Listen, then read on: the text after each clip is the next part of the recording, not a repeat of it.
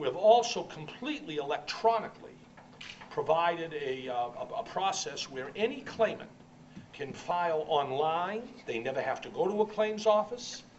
If they've filed a claim, we're just going to ask them to refile or resubmit additional information because we want to pay 6 months emergency payment at Senator Nelson's request and others. Why 1 month? Let's give 6 months emergency payment and go from there. So we're confident we'll be ready on August 23rd. What are you doing over the next 2 weeks? Why can't you take over tomorrow? We're not ready to take over tomorrow. This is a huge undertaking.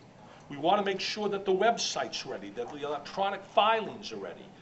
That I'll give you the best reason why we're not ready tomorrow. I hear throughout the Gulf, people file claims and get inconsistent treatment from 7, 8, 9 different adjusters. We have got to make sure when we set up shop on August 23rd that you get a straight answer from one adjuster systematically treating the same claims the same. And in order to do that, we've got to train people and make sure that the infrastructure is ready to assure that payments will be fair and people will be treated the same. There are 40,000 claims in limbo right now. Will those people get first treatment, I guess? The ones who've been waiting, been stalled for months? Yes, but there's not 40,000 claims. You know, what is a claim? Some people call up, they get a claim number, they never file the documentation. Is that a claim? I don't think so.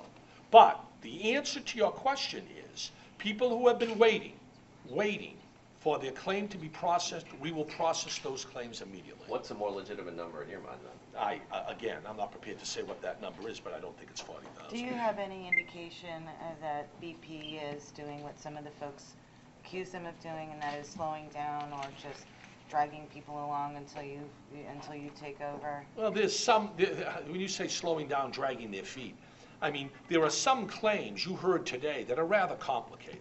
BP's not in the claims processing business. They're an oil company. Now, to their credit, BP has paid over $300 million in claims. That's not even out of the $20 billion. So I think BP deserves some credit. I think there are some claims where BP will be very relieved to let the Gulf Coast Claims Facility try and figure out some of the claims you heard here today. They are not easy claims. Sir, could you talk about some of the claims that go beyond our beaches, sort of like the domino effect that you've heard about? Oh, there's a lot of that. And are those legitimate? Absolutely legitimate. I own a motel 5 blocks from the beach. My people, my guests aren't on that beach every day, but I'm suffering as a result of cancellations and a concern. I own a restaurant, a seafood restaurant, and part of my business is off. The beaches are fine, you can fish, but people don't know this. I think those people have a legitimate claim. I don't think there has to be oil on the beach. I don't think their fishing grounds have to be closed, and I think we've got to process those claims.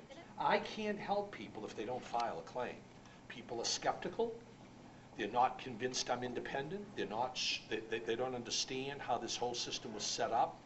The number one concern I have right now is making sure that anybody who thinks they may have suffered a loss as a result of this spill, file the claim. I can't help you if you don't file. We're really going to make an effort, continue to make an effort, to get people to file their claims. They don't even give up anything.